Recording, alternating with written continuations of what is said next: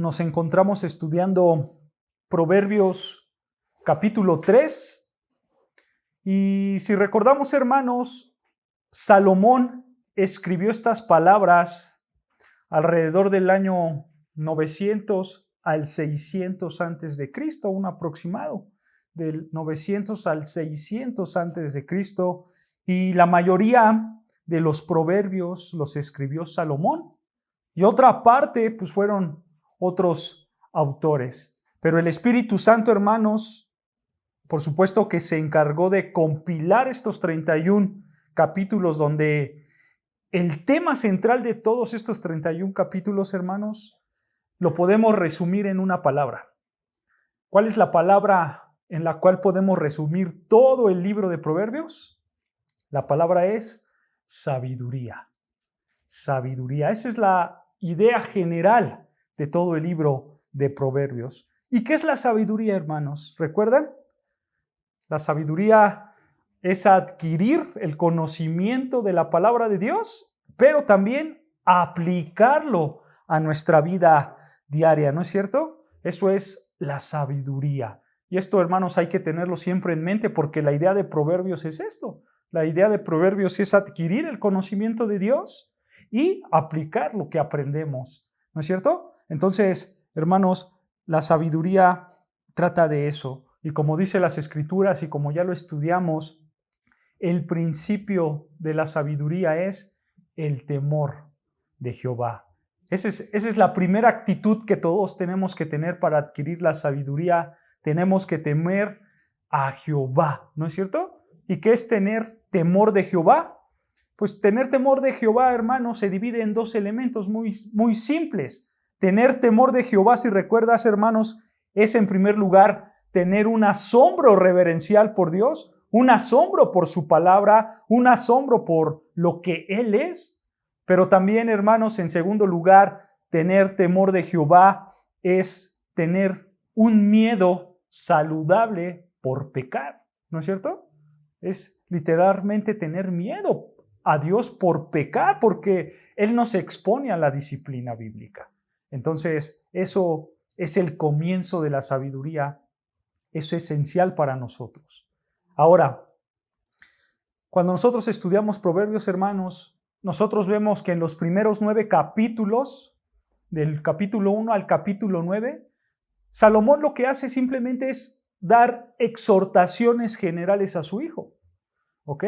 Y del capítulo 10 hasta el capítulo 31, ahí ya empiezan los proverbios. Ahí ya nos empiezan a citar proverbios. Nosotros ahorita nos encontramos en la parte de las exhortaciones generales. Y en esa parte hay una frase que Salomón, ocupa mucho. La frase es, hijo mío. ¿No? Siempre vemos esa frase, hijo mío, hijo mío, hijo mío. ¿Por qué? Porque Salomón se está dirigiendo a su hijo. Salomón le está dando estas exhortaciones generales a su hijo. ¿Ok? Entonces, hermanos, nosotros nos encontramos aquí en el capítulo 3, en cual nosotros en este capítulo podemos aprender virtudes piadosas y sus beneficios. Eso es lo que estamos aprendiendo en el capítulo 3 de Proverbios. Virtudes piadosas y sus beneficios. Una virtud piadosa, hermanos, la encontramos del versículo 1 al versículo 2. Si recuerdan que es tener una vida larga, ¿no es cierto? Es tener una vida larga. Después, del versículo 3 al versículo 4, encontramos el agrado a los hombres, el agrado a Dios, ¿no es cierto? Del versículo 5 al versículo 6, encontramos cómo evitar los problemas. ¿Cómo evitar los problemas? Del versículo 7 al versículo 8 encontramos la salud, es el beneficio, la salud. Y en el versículo 9 y versículo 10, ahí encontramos el cómo usar las riquezas, cómo usar el dinero, ¿no es cierto? Y hasta aquí vamos, hasta aquí nos hemos quedado, hermanos, ¿ok? Y recordando un poco antes de leer nuestro texto del día de hoy, recordando un poco, hermanos, y esto lo tenemos que tener presente siempre, proverbios no son leyes absolutas. Los proverbios no son leyes absolutas, no son promesas, sino que proverbios, ¿qué son?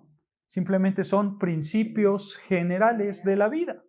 O sea, tú puedes ver todo este listado de Proverbios 3, o alguien puede ver todo este listado de Proverbios 3 y puede decir, mira qué bien, si yo obedezco a Dios en todo, entonces a mí me va a ocurrir que voy a tener vida larga, que voy a estar bien con los hombres, voy a tener dinero, voy a tener salud, no voy a tener problemas. Y mucha gente puede tomarlo de manera literal, pero no es así. Esto simplemente, ¿qué son? Son principios generales.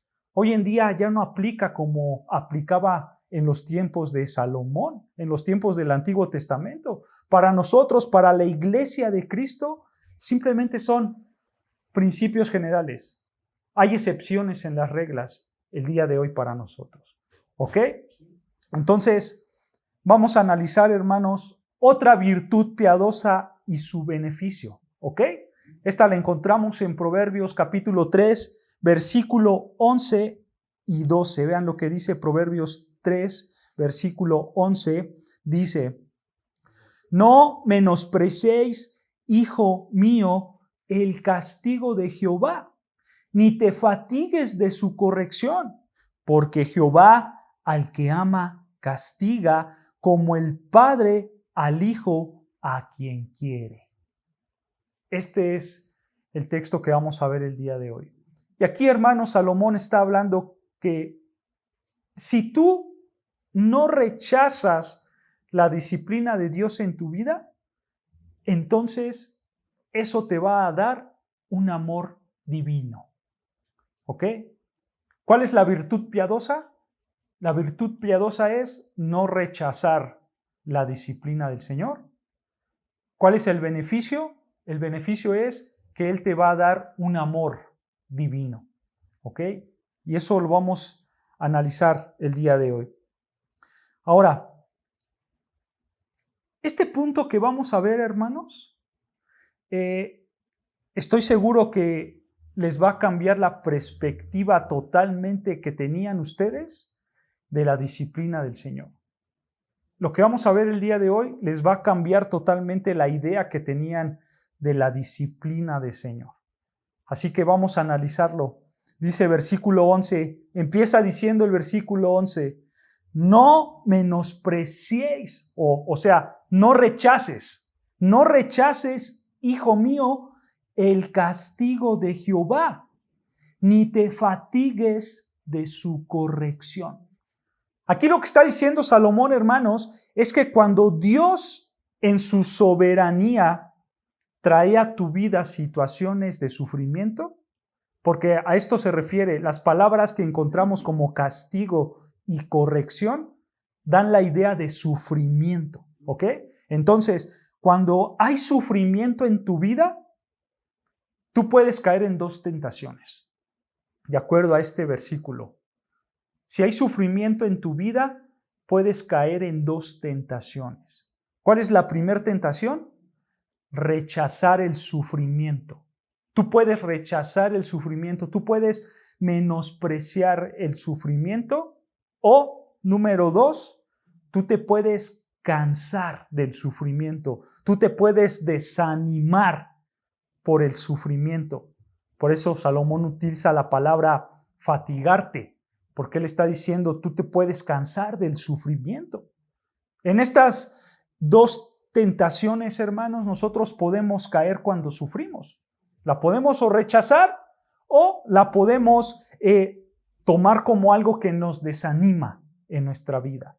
Estamos expuestos a estas tentaciones. Rechazamos el castigo de Dios, no lo queremos. Buscamos quitarnos el sufrimiento aunque pequemos en contra de Dios. O también nos desanimamos pecaminosamente y nos cansamos del sufrimiento. Ahora, quiero aclarar un punto rapidísimo. Con estas palabras, hermanos, no estoy diciendo que debemos de ser masoquistas y que te debes de disfrutar el sufrimiento. No, no estoy diciendo eso. Obviamente a nadie le gusta sufrir. Eso es muy obvio, ¿no es cierto? Pero nosotros como creyentes de Cristo, nosotros tenemos que tener la perspectiva correcta del sufrimiento. Nosotros tenemos que tener la perspectiva bíblica delante del sufrimiento para no rechazarlo, para no desanimarnos y obviamente para tener lo que realmente es el sufrimiento en términos bíblicos. ¿Ok?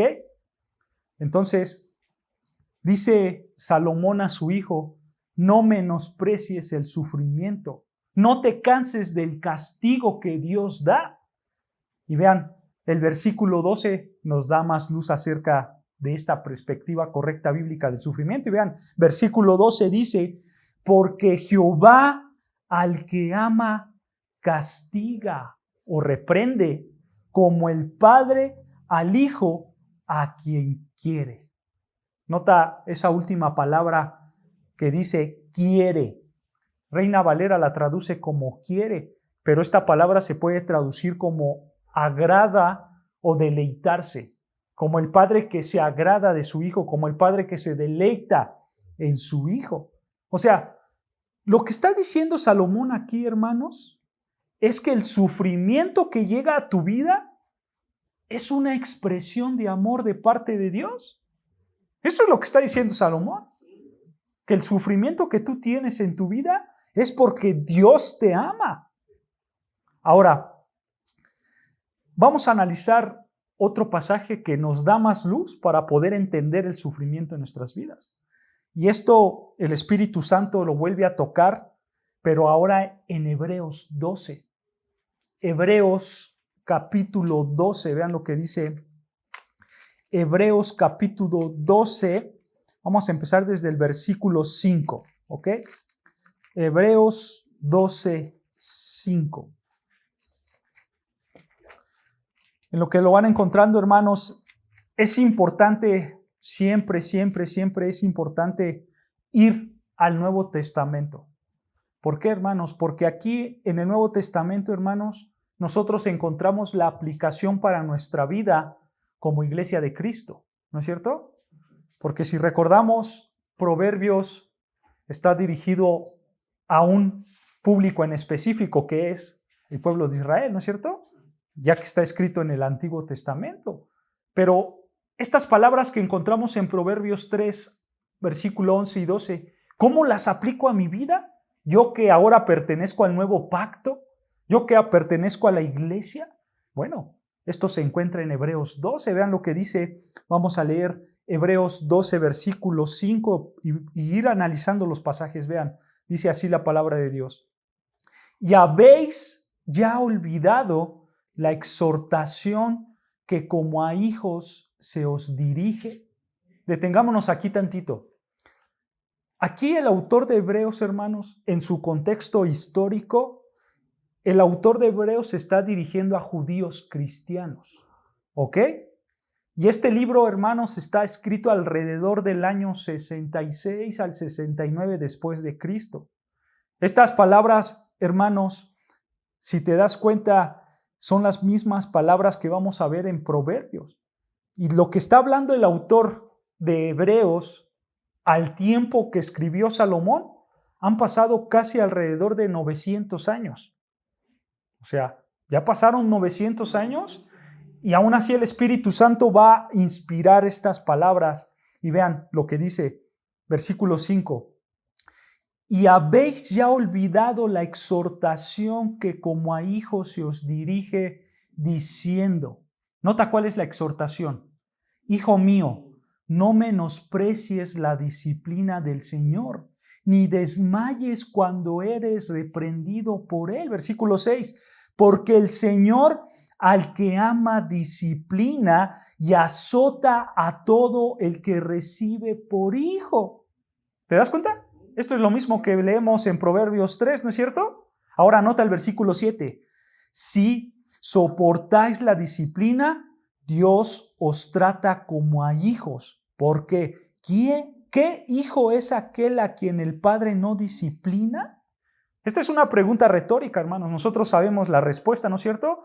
Un padre con el más mínimo gramo de afecto para con su hijo, es suficiente para que él discipline a su hijo, ¿no es cierto? Esa es la realidad, porque el padre sabe que el hijo necesita una disciplina para que aprenda cuál es el camino correcto, ¿no es cierto? Por eso se disciplina, para que él aprenda el camino correcto. Ahora, versículo 8, vean. Pero si se os deja sin disciplina, de la cual todos han sido participantes, entonces sois bastardos y no hijos. Ahora, nota que el sufrimiento que llega a nuestra vida, nota que no es coincidencia. Nota que el sufrimiento que llega a nuestra vida no es por azar, no es por casualidad. No, el sufrimiento trae un propósito. Y por supuesto, alguien lo ejerce. Alguien ejerce la disciplina, alguien ejerce el sufrimiento en nuestras vidas. No es por casualidad, no es por el azar, no es por coincidencia. Porque ¿a poco no, hermanos? Alguien puede decir, un cristiano puede decir, fíjate que desde que entregué mi vida a Cristo, fíjate que desde que yo fui justificado por la gracia, desde que yo puse mi mirada en Cristo, desde que yo me entregué a Él, desde que yo entrego mi vida en obediencia a Cristo, fíjate que como que mi vida se va desordenando. ¿Cómo? Sí. Desde que entregué mi vida a Cristo, como que me empezó a ir mal, como que empecé a tener problemas, como que mi familia, empecé a tener ahí roces con mi familia, perdí mi trabajo, la salud ya no está bien y me salieron problemas desde que me acerqué a Cristo. Hermanos, eso pasa en la vida cristiana. ¿Ustedes creen que eso es producto de la coincidencia? No, eso no es producto de la coincidencia. Claro.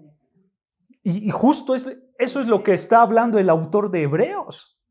El Dios del universo, el creador, el que controla todas las cosas, el soberano Dios, a través del sufrimiento, te está mostrando que lo necesitas y que debes de humillarte ante Él. Para eso usa Dios el sufrimiento. No es por casualidad.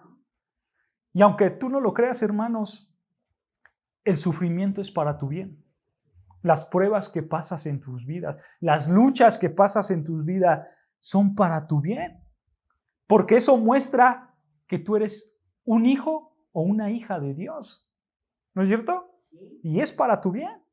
Vean, versículo 9, continuamos. Versículo 9 dice, por otra parte, tuvimos a nuestros padres terrenales que nos disciplinaban y los venerábamos. Detengámonos aquí tantito, esto es importante.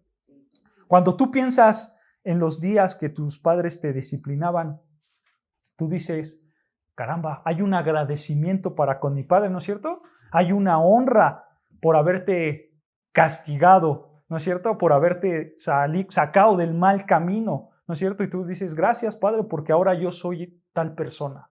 Gracias a tu castigo, ¿no es cierto? Pero también esto puede aplicar en el momento, cuando ellos te disciplinaban, cuando ellos te corregían. ¿Qué pasaba? Había un respeto, ¿no es cierto? Había, como dice el autor de Hebreos, había una veneración, había un respeto, porque si no, ¿qué pasaba? Te iba mal, ¿no es cierto? En algún sentido, hermanos, esto nos debe de motivar a obedecer, porque decimos, caramba, si me porto mal, me va a ir mal, y entonces tengo que obedecer, ¿no es cierto? Entonces, teniendo esto en mente, ve la aplicación para nuestras vidas. Vean, continúa diciendo el texto con una pregunta. ¿Por qué no obedecemos mucho mejor al Padre de los Espíritus y viviremos?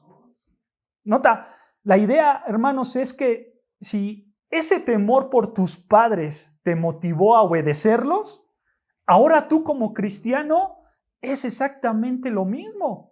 Nosotros debemos de tener un temor santo delante de Dios, ¿no es cierto? Y decir, este sufrimiento que yo tengo el día de hoy esta prueba que tengo el día de hoy, esto duro que estoy pasando, me está doliendo. Más vale que me porte bien para pasar de este dolor. ¿A poco no? Esa es la realidad, hermanos. Ese debe de ser nuestro corazón. El sufrimiento nos debe de llevar ¿a qué? A ser mejores para Dios. ¿No es cierto? Esa es la idea. Y vean versículo 10. Continúa el autor de Hebreos. Versículo 10 dice, y aquellos, o sea, nuestros padres terrenales, ciertamente por pocos días nos disciplinaban como a ellos les parecía. O sea, ellos nos disciplinaban a nosotros de acuerdo a su criterio. Eso es lo que hacían los padres terrenales. De acuerdo a su criterio, ellos nos disciplinaban. ¿No es cierto?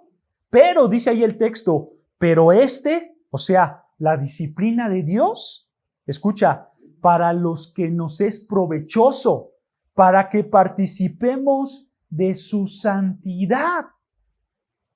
Aquí está el propósito del sufrimiento en nuestras vidas, hermanos. ¿Para qué Dios trae sufrimiento en la vida cristiana? Escucha, para que practiques de la santidad de Dios. ¿Qué quiere decir eso? ¿Qué quiere decir practicar en la santidad de Dios? Quiere decir que el sufrimiento lo pone Dios en tu vida para que tú quieras obedecer más y pecar menos. Esa es la idea. Para eso Dios pone el sufrimiento.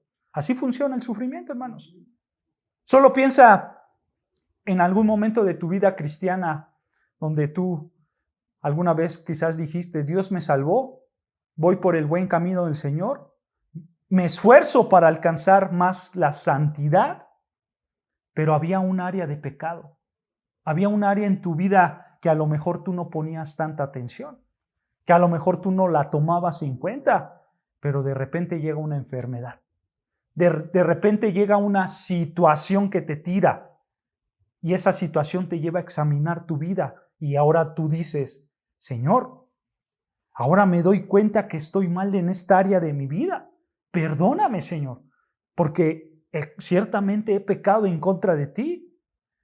Y ahora, donde el pecado tú ya no lo tomabas en serio, ahora tú ya tomas en serio ese pecado y dices, Señor, apártame de esto, porque estoy sufriendo, porque tengo un dolor.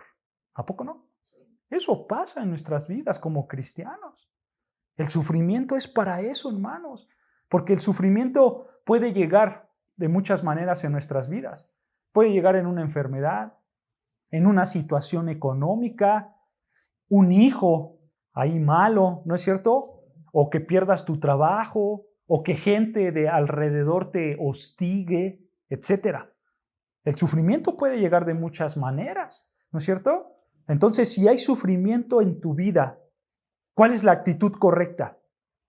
¿Cuál es la virtud piadosa que debes de tener para enfrentar el sufrimiento? En primer lugar, examinas tu vida, reconoces que a lo mejor has pecado en contra de Dios, te esfuerzas para ser más santo, obedeces a Dios y, hermanos, vas creciendo espiritualmente, aceptando el sufrimiento, aceptando las tentaciones, aceptando las cosas malas que Dios pueda permitir alrededor de nuestra vida.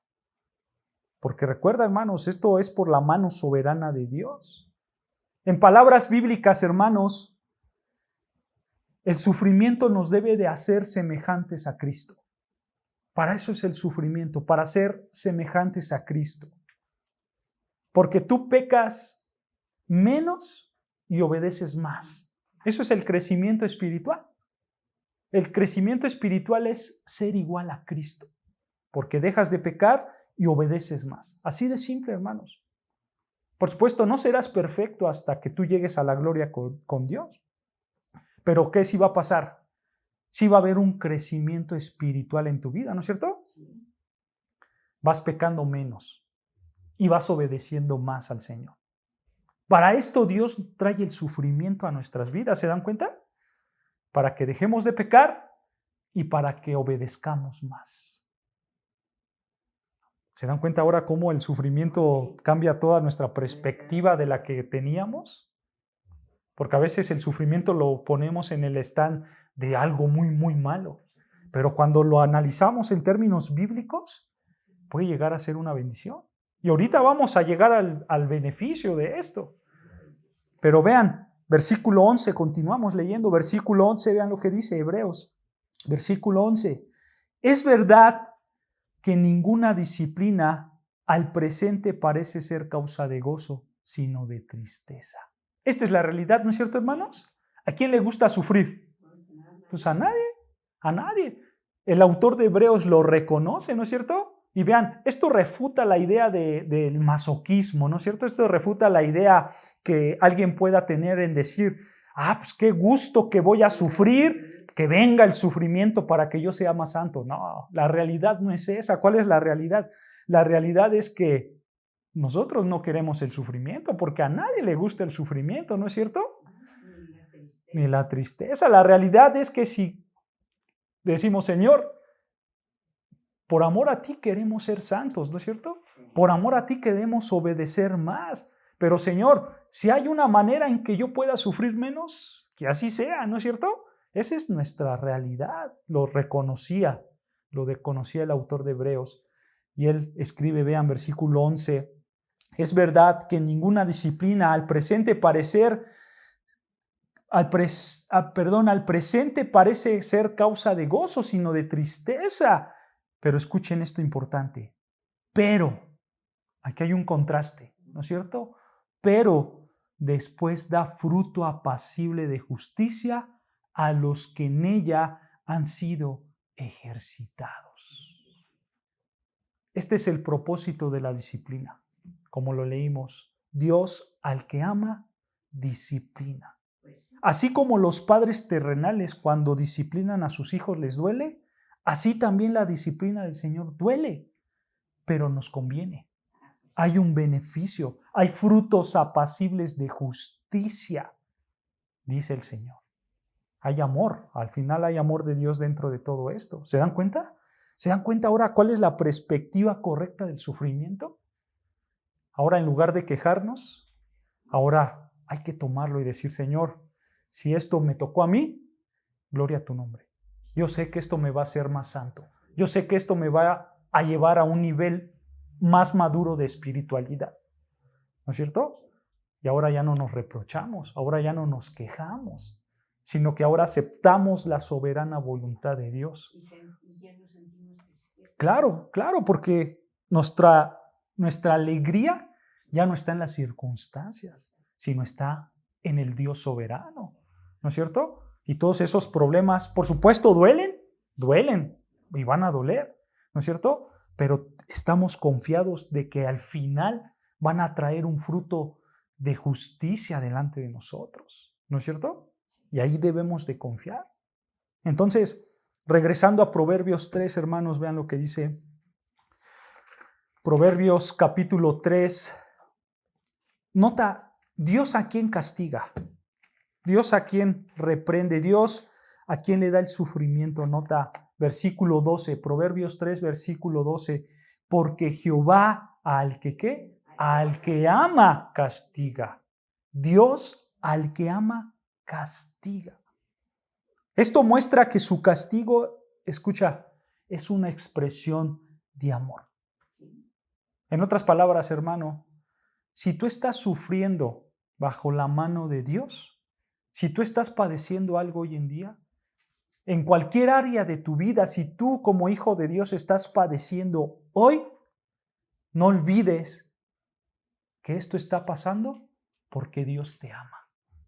Dios te ama. Esta es una expresión del amor perfecto de Dios hacia ti, como su hija y como su hijo, por supuesto. Porque ¿a poco no, hermanos? Es bien fácil decir, hoy tuve un gran día, hoy me va bien, hoy tengo un día hermoso, hoy puedo sentir la presencia de Dios y hoy puedo, como mi día es de color de rosas, hoy puedo decir, Dios me ama. Eso es muy fácil, ¿no es cierto, hermanos? Pero cuando llega la prueba, cuando llega la disciplina, ya no se vuelve tan fácil esas palabras. Pero hermanos, que no se te olvide esto. Si tú tienes una dificultad en tu vida, si tú tienes una prueba, una disciplina, eso significa que Dios te ama. En medio de toda esa tribulación, Dios te ama. ¿No es cierto? No podemos decir, caramba, ¿por qué? Tú ya no me amas, ¿no? Al contrario, Él te está amando mucho, por eso está permitiendo eso, porque Él sabe que tú vas a crecer al final, vas a tener una mayor madurez espiritual. Recuerda las palabras de Pablo en Romanos: nada podrá separarnos del amor de Dios en Cristo Jesús. Nada, ni las pruebas, ni las tribulaciones. Él te ama. Esto es una expresión de amor hacia ti. ¿Se dan cuenta? Por eso, hermanos, no menospreciemos las dificultades en nuestras vidas. No menospreciemos las pruebas en nuestras vidas. Como dice el versículo 11, no te canses de ellas. No las rechaces. ¿Y sabes algo, hermano? Aún los más obedientes en el mundo, aún los más santos, pueden pecar, y por eso Dios los puede disciplinar también en sus vidas. ¿Para qué? Para que ellos sean más obedientes, ¿no es cierto? Y ellos puedan crecer, y ellos puedan disfrutar de muchas bendiciones. Para dar un ejemplo, el mismo Pablo, ¿no es cierto? Pablo se convirtió a Cristo, pasaron 30 años de su cristianismo, y él vivió vidas santas, él vivió una vida piadosa delante de Dios en esos 30 años, y él escribió una carta llamada la Carta de los Filipenses, después de 30 años. Y en esa carta encontramos una frase que dice: no es que yo ya lo haya alcanzado y que sea perfecto. O sea, él está reconociendo que sigue pecando, ¿no es cierto? Él está reconociendo que aunque han pasado 30 años y que se ha esforzado por ser santo, él seguía pecando, porque esa es la realidad de todo cristiano. Todo cristiano pecamos, y por eso llega la disciplina del Señor. Pero después también Pablo escribió ahí en Corintios, si se acuerdan, hermanos, que decía Pablo que él tenía un aguijón, ¿no es cierto? Un aguijón que lo molestaba en su carne. O sea, él sufría, él padecía algo, él estaba sufriendo. Y dice ahí que él rogó 3 veces al Padre para que se lo quitara. Pero Dios le dijo: bástate mi gracia, no te lo voy a quitar. No te voy a quitar ese sufrimiento, Pablo. Y Pablo sufría, ¿no? A pesar de que era un hombre santo, ¿no es cierto? Podemos hablar de Pablo como uno de los, por así decirlo, élites de los santos, claro, ¿no es cierto? Entonces, nota, así puede pasar con nosotros. El sufrimiento, la disciplina del Señor puede llegar en cualquier momento, hermanos. No llega necesariamente cuando tú pecas, ¿no? A lo mejor tú no hiciste nada, a lo mejor tú estás bien en tu vida, pero Dios en su soberanía dice: ahí está esto, para que Él crezca, para que ella crezca. Y Dios te lo deja. Y tú oras: Padre, quítame esto. Y el Señor te dice: no, te voy a dejar esta situación. Y no te saca del sufrimiento. Pero ¿qué sí hace? En su amor, Dios te da la gracia, Dios te da las fuerzas, Dios te da la capacidad para que tú puedas enfrentar ese sufrimiento. ¿Se dan cuenta? Sí, claro, porque al final ese es el propósito, que nosotros examinemos nuestra vida, y si hay algo malo decimos: Señor, perdóname, voy a corregir, ¿no? Y si no hay nada malo en nuestras vidas y simplemente fue voluntad del Señor, decir: Señor, venga, si esto es lo que me toca, que así sea, hazme crecer en ti, ¿no es cierto? Y crecemos espiritualmente. Es la realidad. Con el sufrimiento crecemos o crecemos espiritualmente. ¿Ok? Entonces nota el versículo 12. Continuamos leyendo. Versículo 12, Proverbios 3, 12. Dice: porque Jehová al que ama castiga, como el padre al hijo a quien quiere. Ahora, vean aquí la analogía que está ocupando Salomón.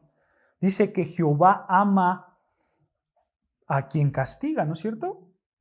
Pero ¿cómo lo ama? Dice ahí: como el padre al hijo a quien quiere.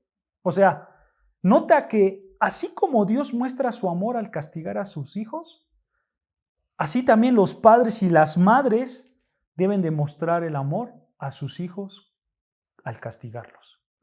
¿No es cierto? Un padre o una madre puede preguntar, bueno, ¿y cómo los castigo? ¿Cómo castigo a mis hijos? Así, trayéndoles dolor a su vida. Así es como se castiga. ¿Para qué los castigo? ¿Para qué castigo a mis hijos? Pues porque te gusta verlos sufrir. No.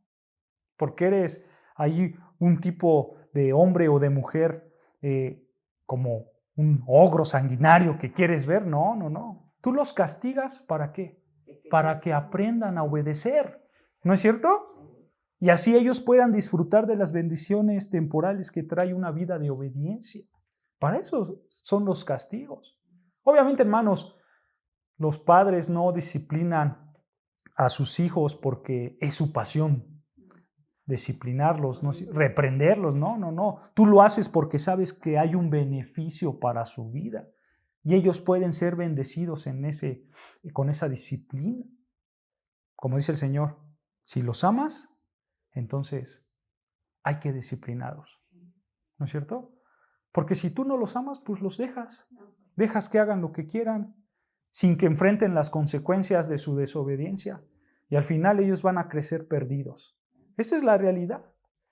Si se dan cuenta, hermanos, aquí hay una implicación muy grande, una implicación muy práctica para nuestros hermanos que tienen hijos, para la crianza de los hijos, ¿no es cierto? Por ejemplo, si tú disciplinas a tus hijos, tu hijo, por supuesto que te va a decir, es que tú no me quieres, porque me has castigado, ¿no es cierto? Porque me haces sufrir, tú no me quieres. Es la reacción natural del hijo. Pero el padre, ¿qué tiene que hacer? Tiene que explicarles, ¿no es cierto? Hago esto porque te amo, ¿no es cierto? Y quiero que dejes esa conducta pecaminosa, porque en un futuro eso te puede dañar tu vida. Claro, y eso tú lo puedes seguir practicando hasta traerte problemas cuando tú seas adulto. Esa es la realidad, ¿no es cierto?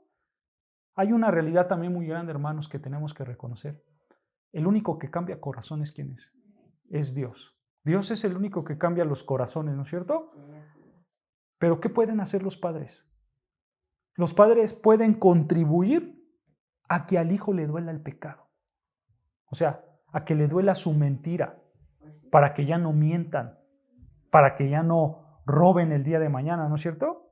Para que el día de mañana su matrimonio no sea destruido con la mentira, para que el día de mañana su trabajo no pueda perderse por robar. Para eso ayudan los padres, ¿no es cierto? En esos contribuyen. Entonces, estas palabras que estamos estudiando también aplica para la crianza de los hijos, ¿lo pueden notar? Otra implicación, hermanos, es que si tú estás disciplinando correctamente a tu hijo, entonces vas a ver dolor en tu hijo, porque para eso es la disciplina, que les causes dolor, para que ellos dejen lo malo que están haciendo, porque el dolor ayudará a dejar a un lado el pecado que están cometiendo, y así ellos puedan obedecer. Pero si ellos persisten en ese pecado, si ellos persisten en esas cosas malas, pues ¿qué quiere decir? Que no les está doliendo, que no les está doliendo. Entonces hay que tener la mano un poco más dura, ¿no es cierto?, para enfrentar esa actitud pecaminosa. Obviamente, hermanos, esto no implica otra vez que vas a ser un sanguinario ahí, un tirano, no. Esto implica mucha sabiduría por parte de los padres, mucha sabiduría, porque obviamente no es que si tú ves a tu hijo que no te obedece, que le has dado disciplina y no obedece, y dices, caramba, pues voy a poner la mano más dura entonces. Esto no quiere decir que ahora los vas a colgar de las patillas para que sufran más, ¿no? Obviamente no, hermanos, esto es con sabiduría, ¿no es cierto? Entendemos que con ciertos hijos hay que tomar medidas más fuertes. ¿No es? Claro, ¿no? Pero tú como padre, el padre sabe qué le duele a su hijo. Y ahí es donde tiene que atacar, para que él pueda dejar su pecado, ¿no es cierto? Y para que sus consecuencias en un futuro no sean malas, ¿no es cierto? Y en todo este proceso de disciplina hay una responsabilidad muy grande que el padre tiene que hacer. ¿Cuál es la responsabilidad? Evangelizarlos. O sea, no solamente es de castigarlos por castigarlos, no solamente es de disciplinarlos y ya, no, hay que evangelizarlo. Hay que orar por tu hijo para que él cambie su actitud, su corazón, ¿no es cierto? Y tú le ayudas a que tu hijo vea los motivos, el por qué hizo eso. Hijo, ¿por qué mentiste? ¿Por qué lo hiciste? ¿Cuál es tu motivo? ¿Cuál es tu deseo? Y entonces tú, padre, ¿qué haces? Los guías a tus hijos, ¿no es cierto? Como dice las Escrituras, tú lo guías en disciplina y amonestación del Señor. Del Señor. Tú no te creas tus ideas, sino que tú lo haces conforme a las Escrituras. Porque si no, vas a empezar a crear fariseos. Esa es la realidad. O sea, el padre no solamente se debe de enfocar en la acción externa del hijo. El padre no solamente se tiene que enfocar en lo malo exteriormente de lo que hace. Porque es muy fácil que el padre diga, no hagas esto. Y el hijo a lo mejor lo deja de hacer por un momento y lo vuelve a cometer y otra vez el padre, no lo hagas. Y el hijo lo deja de hacer. Y esto se convierte en un círculo vicioso porque solamente se está atacando lo externo, ¿no es cierto? Claro, pero ¿qué hay de lo de adentro? ¿Qué hay de donde vienen los motivos, los deseos? ¿No es cierto? A ver, hijo, ¿por qué mentiste? ¿O por qué tomaste esto que no es tuyo? ¿Qué pasó? Hay que ir hasta dentro del corazón, ¿no es cierto? Atacar el problema de raíz. ¿Por qué hizo lo que hizo? A ver, hijo, ¿por qué tomaste esas papas de la tienda? Es que las quería. Hijo, tú has pecado en contra de Dios porque tú has robado y ese es un pecado. Y aparte con esa acción que tú hiciste, tú te convertiste en tu propio ídolo y probablemente a las papas en tus ídolos. Porque a lo mejor tu hijo quisiste poner tu satisfacción personal antes que a Dios. Y ahora tú mismo y las papas son tus ídolos porque están arriba de Dios. Y entonces tú ya pecaste. Y si tú robaste una bolsa de papas, entonces estás dispuesto a hacer lo que sea en contra de Dios. Y tienes un problema de robo y de idolatría. Y empiezas a atacar el pecado. ¿Se dan cuenta? Y lo de adentro, hermanos. Esa es la realidad, esa es la responsabilidad de los padres. Guiar a sus hijos. ¿No es cierto? Y esto, hermanos, aquí podemos encontrar muchas aplicaciones prácticas. Muchas aplicaciones prácticas para la crianza de los hijos. Pero hay que tener algo en mente, y especialmente los padres. Como lo dicen las Escrituras, el que reprende es porque ama, ¿no es cierto? El que ama, castiga, porque tú quieres lo mejor para tus hijos, ¿no es cierto? Entonces, hermanos, para concluir, la disciplina del Señor, el sufrimiento que podemos estar pasando ahora mismo, refleja el amor que Dios nos tiene. No hay que menospreciar la disciplina del Señor. ¿Por qué? Porque eso te va a hacer más santo. Porque eso va a hacer que peques menos y que obedezcas más. Por eso no hay que menospreciar el castigo de Dios. No hay que menospreciar las pruebas, las dificultades que el Señor nos puede traer a nuestra vida, porque Él lo hace por amor a nosotros. Entonces, esa es la virtud piadosa, no menospreciar el castigo de Dios. Y el beneficio es el amor que Dios nos da. ¿Se dan cuenta, hermanos?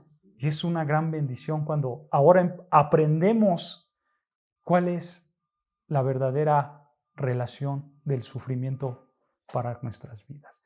Y nos va a dar una nueva perspectiva y ahora vamos a aceptar la voluntad de Dios tal cual es, ¿no es cierto? Lo dejamos hasta aquí, hermanos, por cuestiones de tiempo, porque después sigue un tema muy interesante que habla acerca de la sabiduría, pero eso lo quiero tocar la otra semana completito para que ustedes puedan ver otras virtudes piadosas. ¿Ok, hermanos? Pues lo dejamos hasta aquí el día de hoy.